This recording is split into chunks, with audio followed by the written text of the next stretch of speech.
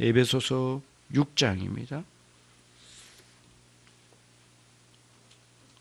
에베소서 6장 4절을 보겠습니다. 에베소서 4절 같이 읽겠습니다. 6장 4절입니다. 시작. 또 아비들아 너희 자녀를 노엽게 하지 말고 오직 주의 교양과 훈계로 양육하라. 아멘.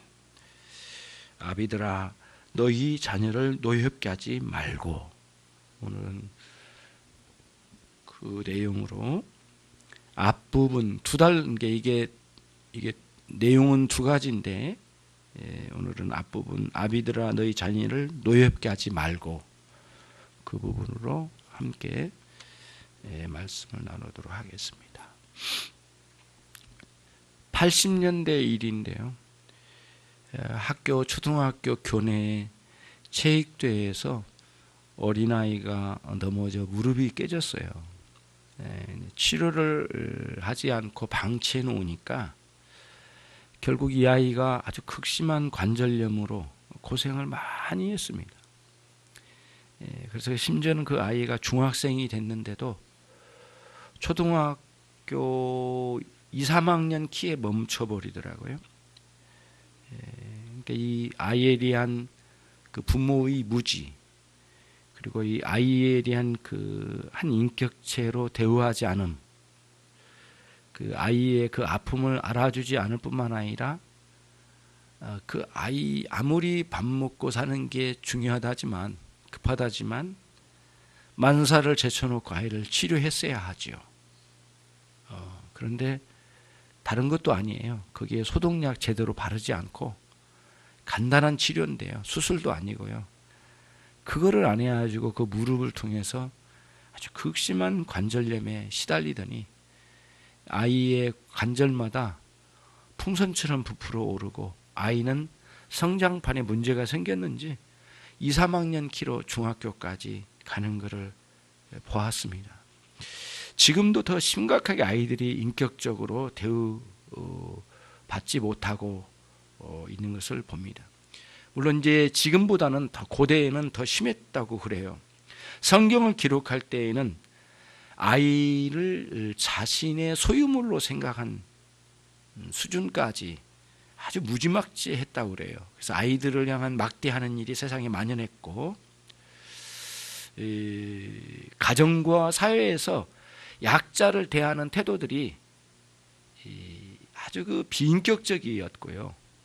그렇기 때문에 그런 일들이 만연해 있기 때문에 집에서 낳아 양육을 해야 할 어린아이를 대하는 태도도 아주 그 비인격적인 일들이 많았다고 그래요. 오늘날은 이제 많이 달라졌죠. 왜 그런 것 같아요, 여러분? 사람들이 성숙한 것 같습니까? 그렇지 않아요. 법 때문에 그래요, 법. 법이 강력하니까 아무데나 주차를 못하는 거고, 그렇죠? 아무렇게나 행동하지 못한 거거든요. 법이 강력하게 작동을 하니까 그렇게 되는 거예요. 그래서 아이들을 대하는, 막무가내로 대하는 이런 부모들에게도 이제는 법은 움직이잖아요. 예전과 다르게. 그래서 함부로 대할 수가 없는 거죠. 법으로까지는 간섭을 못하지만 오늘은 우리 자녀를 양육하면서 오는 여러 가지 형태의 문제를 볼 수 있겠지만, 그 중에서 우리들이 자녀를 노엽게 하는 일에 대해서 한번 생각을 해보자는 겁니다. 그리고 사도도 이 부분을, 오늘 이 부분을 언급을 했어요. 근데 이 책이 에베소서라고 하는 책입니다. 이 책의 목적이 참된 교회는 어떤 교회여야 되냐라고 하는 그런 물음 앞에 대답으로 쓰여진 책입니다. 이 책이. 참된 교회는 어떤 교회이냐. 근데 그 교회를 이야기하면서 어린아이를 언급했다는 게 본문의 특징입니다. 그러니까 작은 어린아이, 여러분이 가정에서 양육하고 있는 어린아이 모두 교회라는 겁니다. 교회. 그거를 인정해라는 겁니다. 그러니까 큰 틀에서는 그거예요. 여러분이 양육하고 있는 집에 있는 어린아이는 모두 인천 열린교회의 주님의 교회의 성도라는 거예요. 이런 인식을 먼저 가지라는 거예요. 이 본문의 큰 메시지가 그겁니다. 본문의 의미가. 그래서 그들을 화나게 하지 말라는 겁니다. 분노하게 하지 말라는 겁니다. 어떻게든 부모 때문에 아이가 원망에 사무치지 않게 하지 말라는 겁니다. 그렇게 하지 말라는 겁니다. 그게 이제 본문의 내용이에요. 그러니까 노엽게 하지 말라고 했는데 쉽게 말하면 원망에 깊이 배에 사무치게 하는 일들, 또 그러한 일들이 반복적으로 일어나게 만드는 일들, 아이를 화나게 하는 일들, 그 분노에 자꾸 쉽게 노출되지 않게 하는 것, 그거를 오늘 본문에서 지금 이야기를 해주는 거예요. 실제로 성경이 쓰여질 때 이 본문은 굉장히 충격적이었을 것 같아요. 왜냐하면 아이를 대하는 태도가 아주 막무가내였으니까요. 심지어는 그 아버지가 아이를 아무렇게나 대해도 법적으로 다스리지를 않았대요. 실제로 우리도 그랬거든요. 우리 어린 나이 때도 주변에 있는 아빠들을 보면은 그 아이들, 우리 친구들을 굉장히 두들겨 맞으면서 살았어요. 많이 두들겨 맞았어요. 저는 안 맞았습니다. 많이 안 맞고요. 착실해서가 아니라 우리 아버님이 때리지를 않으셔요. 겨우 하면은 목덜미 잡고 정신 차려 이놈아, 이 정도, 그 이상은 안 하셨어요. 그래서 요즘도 우리 동생들이랑 같이 함께 명절에 만나면 아버지 앞에서 늘 장난스럽게 이야기합니다. 동생들 목덜미 잡고 정신 차려 이놈아. 그런 아버지가 웃으시고 그런 우스갯소리는 하는데 그 이상은 맞지를 않았던 것 같아요. 때리지 않았어요. 그런데 이제 문제는 뭐냐면 주변의 아이들이 많이 맞았어요. 그게 되게 무서웠어요. 많이 맞아서 어떤 친구는 이렇게 발을 하나 못 쓸 정도로 그렇게 된 친구도 있고, 그 친구는 지금도 명절에 만나면 아버지에 대한 원망이 이렇게 있더라고요. 그래서 자꾸 찾아와서 우리 아버님에게 찾아와가지고 준성이 아버님이 아니었으면 저는 그때 맞아 죽었을 거예요. 준성이 아버님이 저 살려준 거죠 뭐. 약간 그 농담 섞인 투의 그 어투, 그러지만 그 농담 뒤에는 굉장히 배에 사무친 친구의 그 음성이 명절 때마다 들어요. 거의 명절 때마다 들어요. 항상 음료수 사가지고 아버님께 드리면서 그 이야기를 하죠. 많이 맞았어요. 많이 맞았어요. 굉장히 많이 맞았어요. 심지어는 흉기로도 위협을 당하는 그런 아이들도 있었으니까 아주 무서운 일이죠. 인격적으로 대우를 못 받았어요. 그러나 저와 여러분은 우리의 자녀들을 향해서 어떤 태도를 같이 하는 거냐.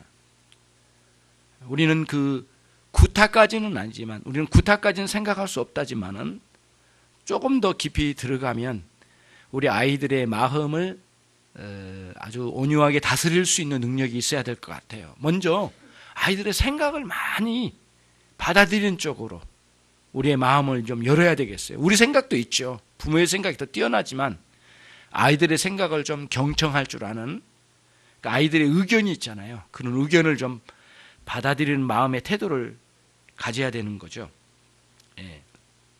심지어는 아이들의 감정까지도 좀 살펴볼 줄 아는 그런 태도를 가지라는 거예요. 사도 바울이 이 부분은, 사도 바울은 직접 아이를 기른 사람은 아니죠. 결혼을 안 했으니까. 하지만 교회에 찾아온 어린아이들 봤을 거예요.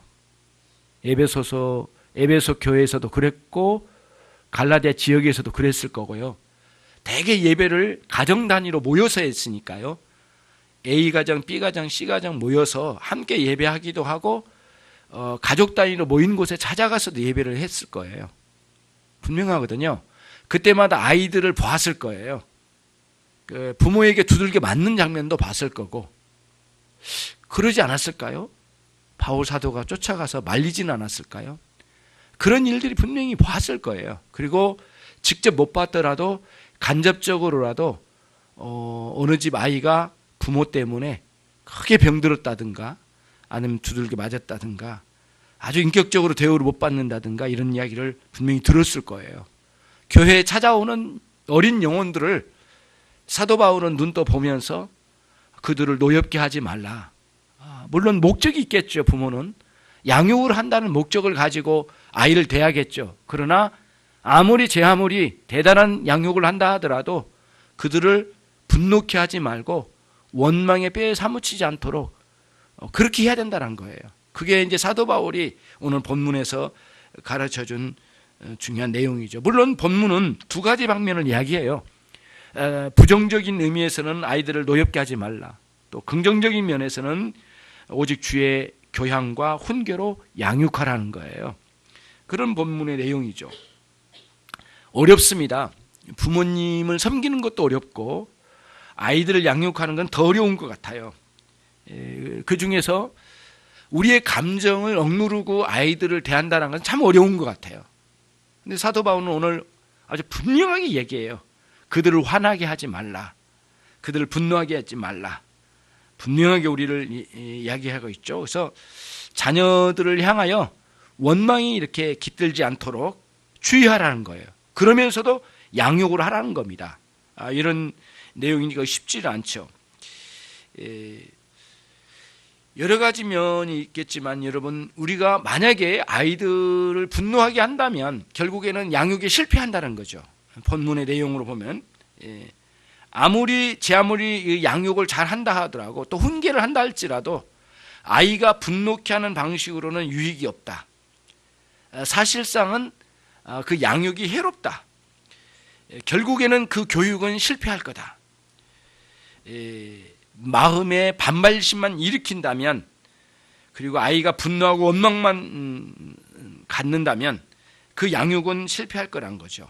물론 아이는 살아있을 거고 다른 아이와 별반 다르지 않는 아이처럼 자라겠지만은 사도 바울이 보는 관점에서는 신앙이라고 하는 큰 틀을 보게 됐죠. 유대 사상에서는 여러분, 유대인들이 가지고 있는 중요한 특징이 하나 있어요. 아빠가 유대인이고 엄마가 이방인이면 그 자녀는 이방인으로 친답니다. 유대인으로 받아들이지 않는데요. 특별히 절차를 따라서 유대인으로 받아들일 수는 있겠지만은 일단은 이방인이랍니다. 반대로 엄마가 유대인이고 아빠가 이방인일 때에는 오히려 그 아이는 자동적으로 유대인으로 받아들인답니다. 굉장히 이제 의미가 있죠. 거기서 엄마 안에서 양육을 많이 받고 또 그 안에서 교육받는 것도 있겠죠. 그러나 이제 그런 면에서 이제 유대인들이 가지고 있는 이 교육, 양육을 얼마나 중요하게 여겼는가. 아빠는 어차피 많이 나가서 이제 돈 버는 일에 힘쓰고 밖에 나갈 일이 많기 때문에 그러겠죠. 아무래도 유대인들이 가지고 있는 일은 갖고 있어요. 그래서 사도 바울이 여기서 이제 중요한 건 뭐냐면은 그러면서 동시에 자녀 양육의 핵심 중에 핵심은 뭐냐면은 여호와의 신앙을 전수하는 데 있대요. 그래서 제 5계명에서 내 부모를 공경하라고 하는 그 공경 속에는 신앙을 받아들이는 핵심이 있대요. 그 부분이. 만약 이걸 놓치면 안 된대요. 그러니까 부모는 아빠나 엄마가 그들에게 전해주는데 반드시 신앙을 전수하는 거예요. 여호와의 신앙을 전달해 준 거예요. 근데 주변에 돌아가 보면은 이방신을 섬기는 사람들이 많이 있거든요. 골목을 돌아서 가보면은 이방인들이 있고 가난한 원주민들이 있는 거거든요. 그런 영향을 받는 중에서도 부모를 공경한 사람은 분명하게 신앙을 전수받아서 여호와의 신앙으로 살아갈 거란 거죠. 요거를 크게 염두에 두고 내 부모를 공경하라는 명령이 거기 안에 숨겨져 있대요. 굉장히 의미가 있는 것 같아요. 사도 바울이 이토록 아비들아 너희 자녀를 노엽게 하지 말라라고 하는 이 말씀 속에는 분명히 이제는 그 뒤에 나오는 오직 주의 교양과 훈계로 양육하라 라고 했으니까 신앙을 전제하지 않는 그 무엇은 없는 거죠. 그러니까 이제 분명한 그거죠. 노엽게 하지 말라는 이 말씀 속에는 만약에 너희들이 아이를 노엽게 화나게 만들면서 양육을 해나간다면 너의 방식으로는 그 뒤에 따르는 주의 교양과 훈계로 양육이 안 될 거라는 거예요. 그 다음으로 못 넘어간다는 거거든요. 그러니까 노엽게 하지 않는 이유는 그 다음 주의 교양과 훈계로 양육을 하기 위한 거죠. 그런 의미가 담겨져 있는 거죠. 예. 그러면 이제 여기서 이제 보는 건 뭐냐면은 또 다른 하나의 측면은 보는 거는 이런 거예요. 여러분 그 부모가 자녀를 향해서만 이런 방식으로 대하는 게 아니에요. 일반화시켜서 여러분이 살고 있는 삶의 사회 현장에서 나보다 어리고 후배들을 대하는 태도도 마찬가지예요. 이들을 향해서도 마음 상하게 하는 방식으로는 리더십이 이루어지지 않을 거예요. 아무리 열심히 노력을 해도 알아주지 않을 거예요. 오늘날처럼 이제 막 그 꼰대 그런 태도로 사람들을 대해서는 누가 듣겠습니까? 그러니까 여러분이 살아가는 현장에서 뭐 학교 교사도 마찬가지지만은 직장이나 이 사회생활 속 후배들을 대하는 태도가 그 어린 사람들을 화나게 하고 분노하게 만든다면 절대 여러분의 말을 듣지 않을 거예요. 그런 면에서 이제 노엽게 하지 말라는 이 원리는 모든 사람을 향해서 적용될 거라고 생각해요. 그럼 오늘 이제 좁혀서 우리 부모로서 자녀들을 향한 노엽게 하지 않을 수 있는 것은 무엇일까라고 하는 의문이 들어요. 어떻게 하면 노엽게 하지 않을 수 있는가? 첫 번째가 뭐냐면은 능력입니다. 이 부모의 내면에 아이들을 화나게 하지 않을 수 있는 능력이 내재되어 있어야 된대요. 그건 뭐냐면은 부모 안에 강력한 능력이 필요한데 그 무엇보다도 제일 먼저 부모에게는 자제력이래요. 자제력. 절제죠. 절제. 자기 감정을 절제할 수 있는 능력이래요. 만약에 이게 충분히 갖춰지지 않으면 어린 아이를 신앙 안에서 아름답게 양육을 할 수가 없대요. 능력이 없대요. 첫 번째가 능력이에요. 그 능력은 자신 안에 감정이나 자기 생각이나 아이를 향하는 태도에 있어서의 자제력이래요. 자제력. 자제력이 최고로 중요한 요소래요. 예. 그런 말을 하잖아요. 그 부모가 아이들에게 화를 낸 이유는 아이보다는 수가 딸리기 때문에 그렇대요. 일단 한 수가 딸리면 화가 난대요. 얘가 말을 잘하거든요. 많이 배우고 또 내가 알지 못하는 그 용어까지 사용하면서 막 나오니까 딸리는 거예요. 그러니까 화가 팍 치미는 거죠. 그래서 화를 내는 거예요. 그러니까 능력이 부족한 거죠. 사실은 아이의 수에 내가 휘말려 드는 거죠. 그 화가 난 거예요. 다 그랬던 것 같아요. 저는 여러분을 보고 있고 저는 여러분을 보고 있고 여러분은 저를 보고 있는데 저 안에도 이제 그런 게 없었어요.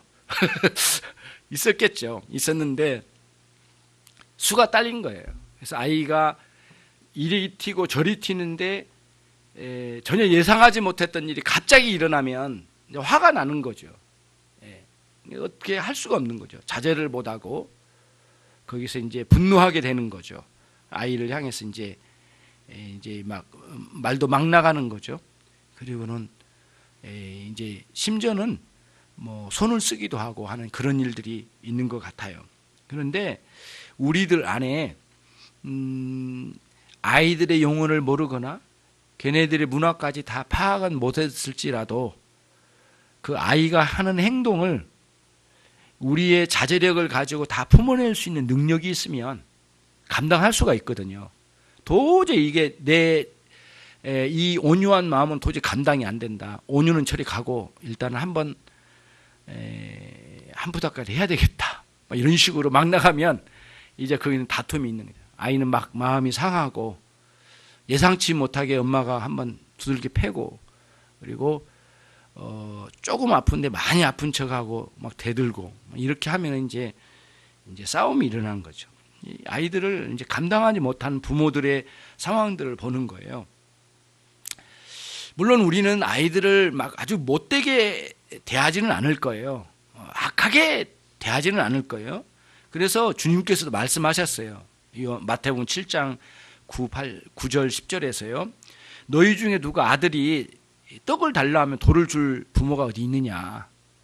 생각을 해봐라. 생선을 달라 하는데 뱀을 줄 자가 어디 있겠느냐. 이 뱀은 뭐예요? 물어서 독소를 가지고 있는 뱀을 말하는 거예요. 물어서 죽일 수 있는 뱀을 말하는 거거든요. 그를 줄 사람이 어디 있겠느냐. 그러니까 일반적으로는 우리 자녀들에게 악을 주려고 하는 것은 아니에요. 문제는 그러고 싶지도 않아. 그런데 우리 안에서는 이제는 실제로 아이들에게는 악한 영향이 끼쳐진다는 거예요.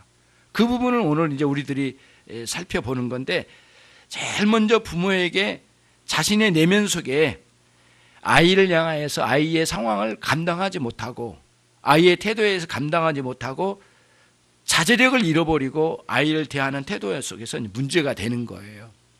그러면은 이제 우리들이 에베소서의 말씀이니까 이 본문의 문맥 안에서 우리들이 자제력을 한번 살펴보도록 할게요.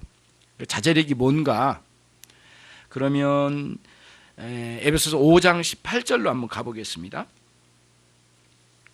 바로 앞에 있죠. 같이 한번 읽겠습니다. 시작. 술 취하지 말라. 이는 방탕한 것이니 오직 성령의 충만함을 받으라. 전체 문맥이 속에서 가장 이 자제력에 관련된 부분과는 이 5장 18절이에요. 518. 굉장히 중요한 본문입니다. 금요일 날 또 이 본문을 말씀을 드렸는데 참 중요해요. 여기서 술 취하지 말라고 하는 것은 나름대로 이제 자신 안에 있는 자제력을 상실하는 특징을 가지고 있어요. 술 취함이. 술 취하면. 원래 술은 뇌 기능 중에서 특히 그 중추적인 그 기능 중에 그 사람이 어떤 그 자제력을 행사할 수 있는 능력이 뇌에는 있대요. 일반적인 뇌에는, 근데 술이 알코올이 들어가면은 그 능력을 감퇴시킨대요.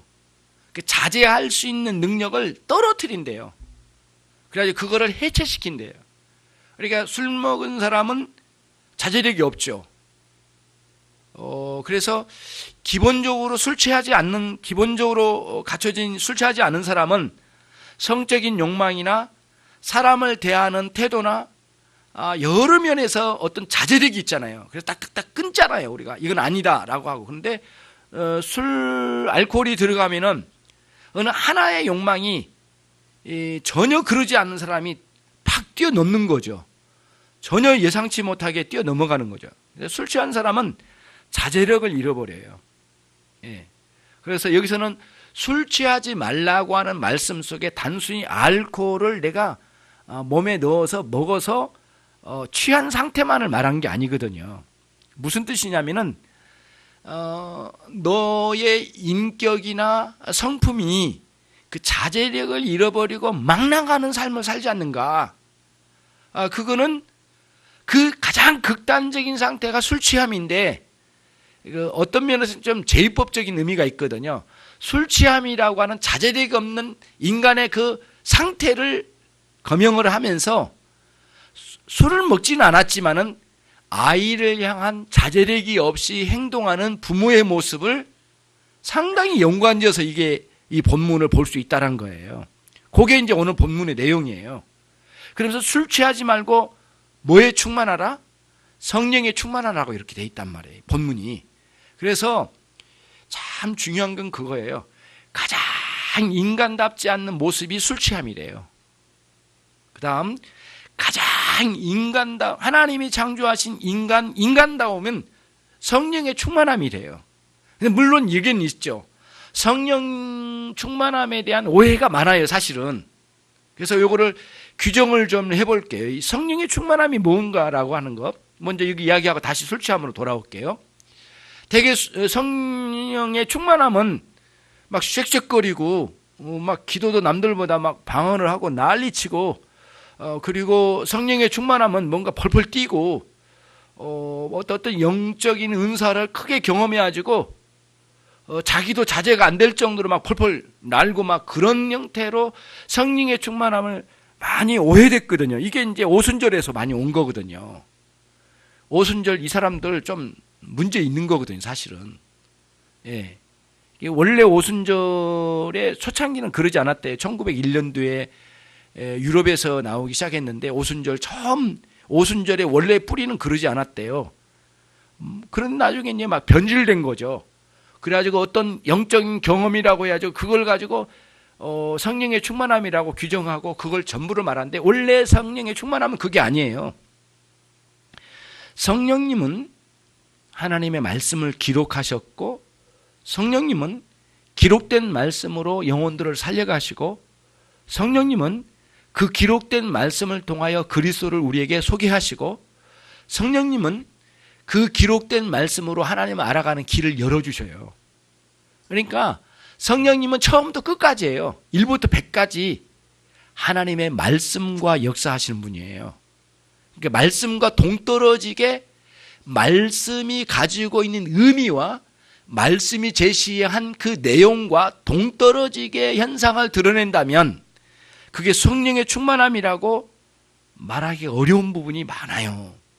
그래서 성령의 충만함이라고 하는 것은 말씀의 풍성함이에요. 여러분의 마음 속에 하나님의 말씀을 순종하고자 하는 열망이 있고요. 그 다음에 그 말씀의 깨달음이 많아지고요. 깨달은 말씀을 따라 열심히 하나님을 추구하면서 살아가고요. 그러면서 그 말씀의 의미를 따라서 우리의 생활의 일반적인 생활의 모든 내용들을 규정하여 정리해낼 수 있는 능력들이 주어진 거예요. 그러니까 성령의 충만함은 가장 인격적이에요. 그거를 여러분들이 꼭 마음에 새겨두셨으면 좋겠어요. 오늘. 예. 가장 인간다운 상태가 성령의 충만함이래요. 예. 성령이 충만하면 정신없이 날뛰고 돌아다니는 게 아니래요. 뭐예요? 가장 인격적으로 자제력이 있는 거예요. 그래서 성령의 충만함, 성령의 9가지 열매 중에 마지막 번에 있잖아요. 사랑으로부터 시작해서 마지막은 뭐예요? 절제로 딱 끝나잖아요. 성령의 9가지 열매. 그런 의미가 담겨져 있거든요. 이제 반대로 가는 거예요. 술 취하면 완전 욕망이죠, 이제는. 그래서 자제력이 없는 거죠. 말하는 거나 사람을 대하는 거나 또 하나는 음성도 높이, 음량의 높이도 달라요. 그래서 술 취한 사람들이 모인 곳에 앉아서 밥을 먹으면 밥이 코로 들어가는지 입으로 들어가는지 모를 정도. 너무 시끄러워가지고 멍멍해요. 예, 그 미각은 어디로 사라지고 배 부르고 고픔도 뭐 모르겠고 밥을 먹는 거지 뭘 먹는지 모를 정도로 너무 시끄러워. 왜냐하면은 이 술 먹은 사람들은 소리가 굉장히 커요. 이렇게. 예, 굉장히 흥분되어 있거든요. 자제력이 해체됐기 때문에 그래요. 그런 상태가 온다는 거예요. 그런데 꼭 술 취한 상태가 아니더라도 술은 먹지는 않았는데 유난히도 자기 자식에게 대해서는 자제력이 없는 거예요. 똑같이 그거 있는 그 이웃집의 아이가 하는 행동을 보고는 잘못된 게 분명한데도 그 아이에게는 그렇게 하면 안 된다. 근데 우리 아이에게는, 내 아이에게는 바로 주먹이 날아가거나 아니면 고함을 지르거나 아니면 밀치거나 그래서 아주 강력한 충격을 줘가지고 엄마가 무섭고 아빠가 험악한 사람으로 인식을 해가지고 그 두려움에서 이게 아이가 고쳐질 거라고 생각하는데 그런 방식으로는 아이들은 안 고쳐진대요. 이게 사도 바울이 지금 이야기하려고 하는 전체 흐름이거든요. 신앙은 그런 식으로 안 하는데 비인격적이잖아요. 그렇게는 안 된대요. 그러니까 이제 제일 중요한 게 우리에게는 뭐예요? 자제력이에요. 그러면 우리 안에 자제력이 없는 건 뭐예요? 술 취함이라고 여기서 규정했는데 술 취함이라고 하는 상태의 방향으로 뭔가 내가 잘못됐거나 뭔가 부족해서 그쪽으로 흘러가고 있다는 거예요. 자제력을 잃으니까 나 술은 안 먹었어요. 저와 여러분 술은 안 먹지만은 술 취해서 자제력이 없는 것처럼 유난히도 그 부분에 있어서는 자제력을 잃어버리고 내적인 능력을 상실하고 아이들에게 이제 막 대하는 거예요. 예, 막 대하는 거죠. 그래서 디모데후서 1장 7절에 이런 말씀이 있어요. 하나님이 우리에게 주시는 마음은 두려워 떠는 마음이 아니래요. 그리고는 오직 능력과 사랑과 자제하는 마음이다. 이렇게 돼 있어요. 하나님이 여러분에게 마음을 주신대요. 여러분, 이 마음은 하나님 주신 마음일까 아닐까라고 할 때 뭐냐면 하나님이 두려워하는 마음, 이렇게 마음이 막 흔들리는 마음, 그런 마음이 아니라 우리에게 능력과 사랑과 근신이라고 했는데, 근신 자제하는 마음이, 자제하는 마음을 준대요. 우리에게 두려운 것도 이겨낼 수 있고요, 이런 마음을 하나님 주신대요. 우리에게 주는 이 자제함이죠. 그래서 여러분, 아까 5장 18절에 술 취하지 말라, 이는 방탕한 것이니, 이렇게 돼 있죠. 근데 그 방탕이라는 용어가 참 원어로 돌아가면 참 묘한 부분이 있어요. 참 독특한 단어예요. 아소띠아라고 돼 있는데요. 아가 헬라어의 알파벳 첫 글자 알파라고는 그 철자거든요. 근데 그 단어가 앞에 붙어가지고 아소라는 단어인데, 아소가 뭐냐면은 저축한다는 뜻이래요. 근데 아소라는 단어 앞에 부정어로 붙어져 있는 아가 붙은 거예요. 그래서 이제 여기에 붙어가지고 소조라고 하는 단어에 아가 붙은 거예요. 그래서 아소조라는 단어가 되게 여기서 말하고 있는 아소띠아라는 단어로 변형됐는데요. 저축한다라고 하는데 앞에 부정어가 붙으니까 뭐예요? 과소비한다는 뜻이래요. 여기에. 그래서 원어로 찾아가 보면은 이 방탕한다는 용어가 과소비래요. 뭔가 절제를 못하는 거래요. 막 써버리는 거예요. 원래 단어가 그런 의미가 있대요. 여기서 방탕한다라고 하는 거는 자기의 감정을 이렇게 아끼고 끌어안고 절제해야 되는데 막 써버린 거예요. 자기 감정을 아이들에게. 이제 아이들에게 막 분노해지고 마음 절제력이 없으면 막 가는 거예요. 그러면 그 아이들도 덩달아서 이제 이게 이 방탕 절제함, 이게 어떻게 감당이 안 되는 거예요. 아이들도 이제 여기서 막 상함이 되는 거죠. 그러니까 자기 마음을 간수를 못한 거예요. 절제하지 못하고 막 돈을 써버리듯이 자기의 감정을 막 배설을 하는 거죠. 그러면서 자기 마음의 시원함을 느낄지는 모르지만은 아이들은 상처를 많이 받는 거예요. 이 상황으로 가면. 그러면 안 된대요. 그게 아이들에게 몇 번 해서 그렇게 되겠습니까? 이게 계속 주어지면 아이들에게 안 되는 거죠. 그리고 있잖아요, 여러분. 아이들은 우리 눈에는 잘 안 보여요. 내 아이는. 남의 아이는 커간지가 좀 보여요. 간헐적으로 보니까. 근데 우리 아이는 계속 보이시니까 아이가 크고 있는지 안 크고 있는지 잘 안 보일 때가 있기도 해. 하지만은 결국에는 어떤 현상이냐면, 아이가 성숙하면 아이들에게 성숙하게 대해주는 태도가 달라져야 된대요. 그래서 이번에 요즘 저는 공부하고 있거든요. 발달장애 아이들에 대한 공부를 하고 있어요. 제 나름대로는. 굉장히 이게 공부라는 게 뭐 책만 봐서 공부하는 게 아이를 살피고 하는 거거든요. 그래서 이 동방중학교에 발달장애 아들이 11명이 있습니다. 그 안에 살펴보거든요. 선생님들이 하는 걸 제가 그대로 보고 있어요. 어떻게 하는가. 저도 배우고 나도 이제 그렇게 하고 있고. 근데 제가 보는 관점에서는 발달장애에 대해서 보는 대하는 방식이 선생님들이 훌륭하게 잘한 면도 있는데 어떤 면에서는 좀 문제도 있더라고요. 내가 그분들을 비난하는 게 아니라 그 학교는 잘해요. 근데 다른 여러 사람 만나는데 아이들의 내면에 있는 숨겨져 있는 부분은 잘 안 보려고 하는 것 같아요. 애들이 장난감 하나 빼앗아도 막 그냥 바닥에 뒹굴어 버리거든요. 막 뒹굴어요. 그럼 그 아이를 향해서 이제 어떻게 해야 될지를 몰라요. 선생님들도. 그런데 그러니까 뭐냐면 애들이 뭐 하나에 집착을 해가지고 벗어나지를 못해요. 뭐 하나 잡으면 목숨을 걸어요. 이걸 가지고. 다른 거 다 없애도 이거 하나만 차지하면 그날은 해결되는 날이 있더라고요. 굉장히 집착을 해요. 아이들이 어릴 때 이 아이들이 발달을 못 이룬 가운데 있는데 그 발달장애를 다루는 그 심리학 선생에게 이제 대화를 많이 나눠봤거든요. 근데 그분이 하는 말이 그거예요. 아이들이 이렇게 가는데 이제 보통 일반적인 아이들은 그 아이의 성숙에 따라서 놀라운 현상이 있대요. 그 뭐냐면은 한두 살 때하고 3살, 4살 때하고 다르게 자기의 세계가 있답니다. 자기 어린아이의 세계가 있대요. 그러면은 처음에는 엄마 팔뚝 잡고 엄마 끌어안고 엄마 가슴에 그냥 자기가 묻혀서 사는 것에 많은 재미를 느끼고 거기서 그게 그 아이에게는 세상이 전부랍니다. 엄마의 품 자체가. 근데 좀 커가면은 좀 다르대요. 다른 아이도 만나고 다른 사람도 만나고 가족의 여러 사람들 만난대요. 그러면서 자기 세계가 그려지기 시작한답니다.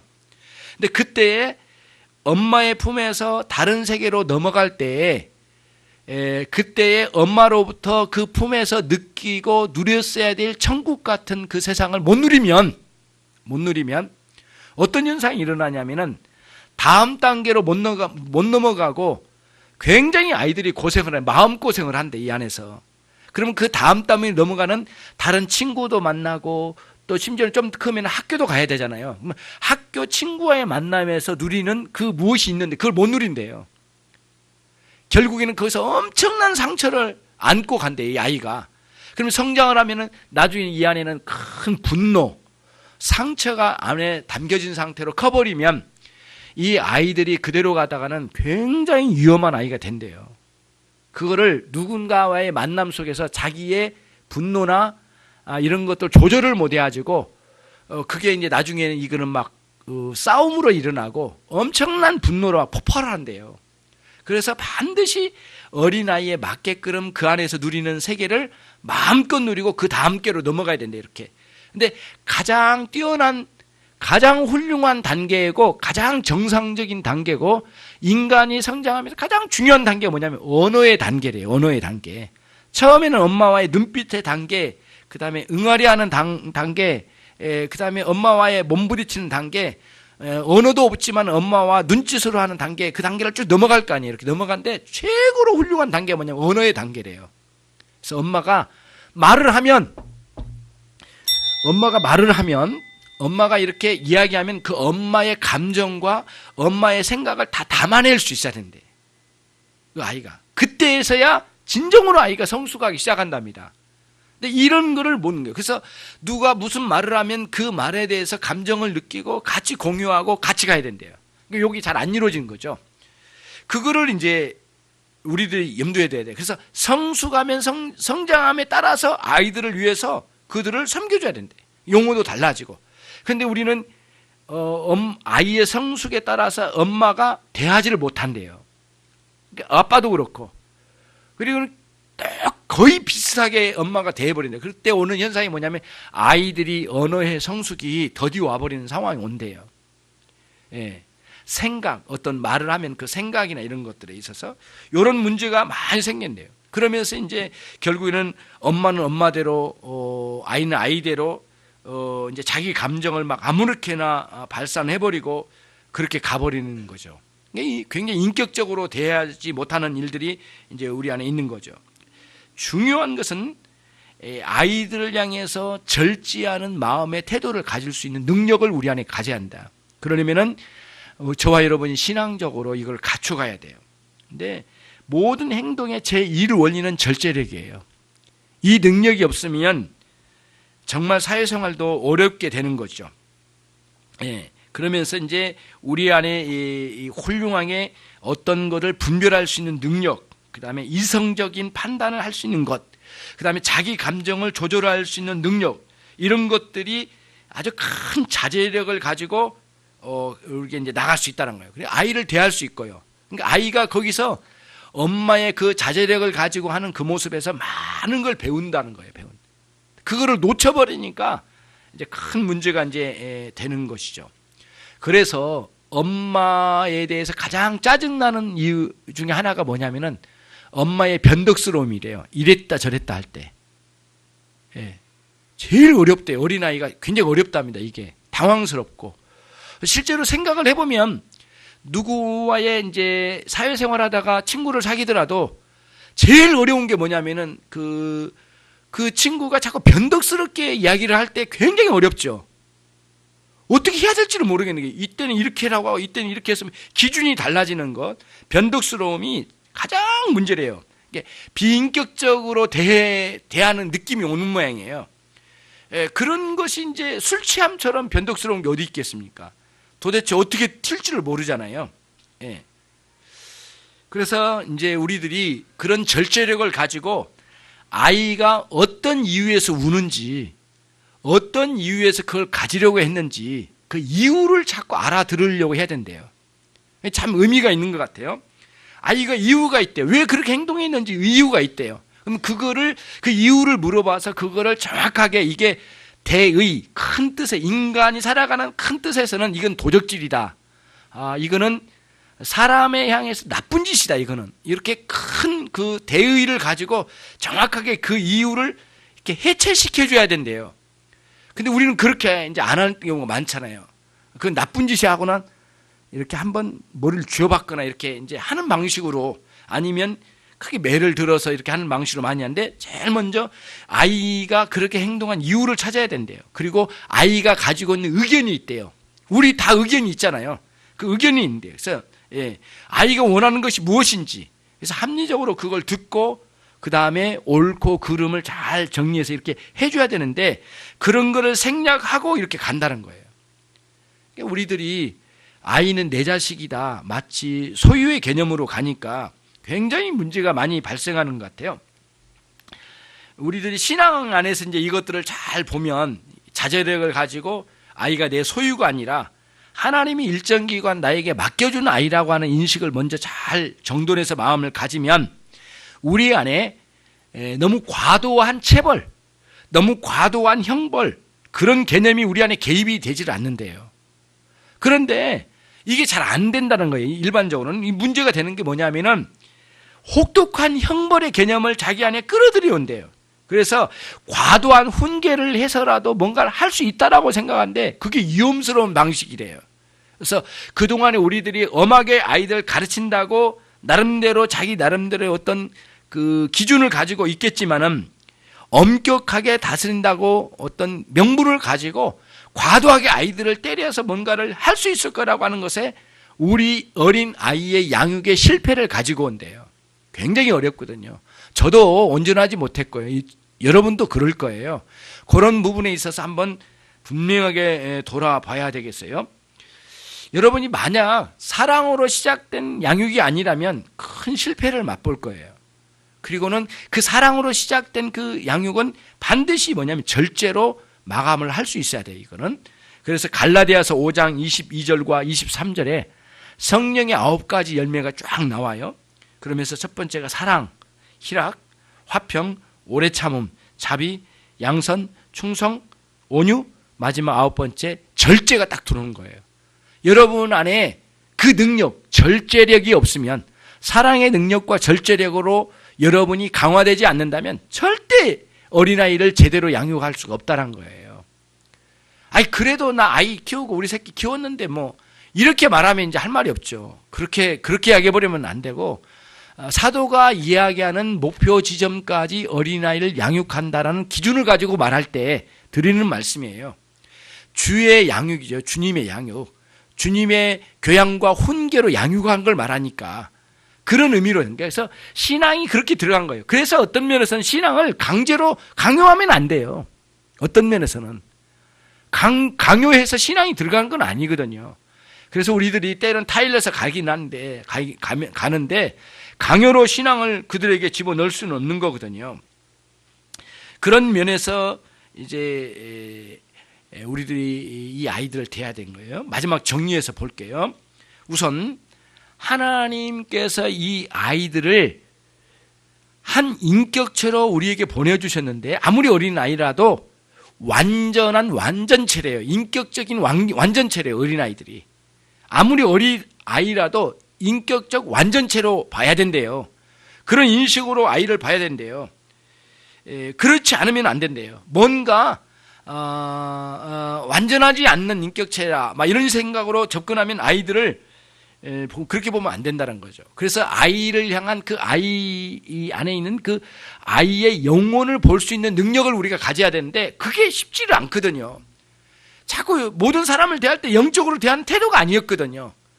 자꾸 겉보기로 보는 경우가 많고, 또 심지어는 길을 지나다가도, 길바닥을 지나다가도 사람들을 보는 태도가 우리들이 굉장히 그 비기독교인 같은 인식을 가질 때가 있어요.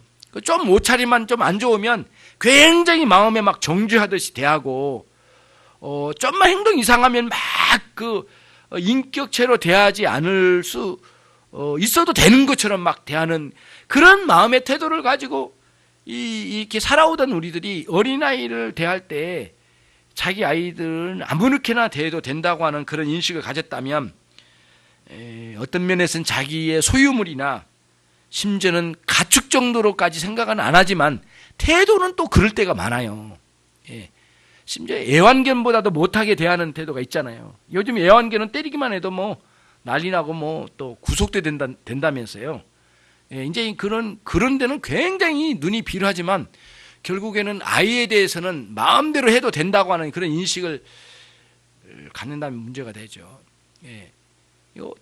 어떻게 우리 아이들을 애완견보다도 못한 존재로 취급을 해야 되겠느냐고요. 안 되는 거, 말이 안 되는 거거든요. 그래서 우리 아이들을 향해서 하나님이 지어주셔서 한 영혼으로 그리고 완전한 인격체로 나에게 보내주셨으니까 나는 하나님의 심부름꾼으로 청지기로 이 아이를 보호하고 관리를 해야 되겠다. 그런 마음가짐이 꼭 있어야 된다는 거, 여러분의 마음에 이렇게 변화가 일어나야 된대요. 그래서 훈육을 하되 아이를 향한 그 인격의 존대함, 그 아이의 인격에 대해서 존대함이 흘러가야 된대요. 그리고 아이도 그 부모를 향하여 존경심이 흘러가고, 그래서 존경심과 친근감이 이 아이들에게 심어져야 된대요. 상호 소통이 돼야 된대요. 하나님이 우리를 대하듯이 말이죠. 오래 참으셨잖아요. 여러분은 오래오래 참으셨잖아요. 너무 많이 기다리셨잖아요, 솔직히. 우리 같으면 그렇게 못 기다리잖아요. 이미 포기했을 거예요. 근데 저와 여러분은 이토록 우리 하나님께서 우리를 기다려 오셨어요. 사랑으로. 심지어는 하나님은 당신의 독생자까지 희생식사까지 우리를 여기까지 인도하셨잖아요. 모든 것을 내어놓으신 주님은 그런 방식으로 우리를 기다려 오시고 저와 여러분을 인격적으로 대우와 여기까지 인도해 주셨어요. 우리도 이제는 우리의 자녀들, 어린아이들을 대할 때에 오래 참고 그리고 그들을 영혼으로 대해주고 그리고 그들을 끝까지 참아내면서 그 존경심을 가지고 완전한 인격체로 인식을 하고 대할 수 있는 그런 태도가 우리에게 이제 있어야 된다는 거예요. 그거를 저와 여러분이 마음에 크게 품어서, 다시 말하면 예수의 마음을 우리가 품어서 이 아이를 대할 수 있는 저와 여러분이 모두 돼야 되겠습니다. 쉽지 않습니다. 부모님 섬기는 것도 어렵는데 부모님 섬기는 것보다 더 어려운 거는 아이들을 양육하는 것인 것 같아요. 실제로 저도 이 부분에서는 많이 온전하지 못한 부분이 많이 있었고요.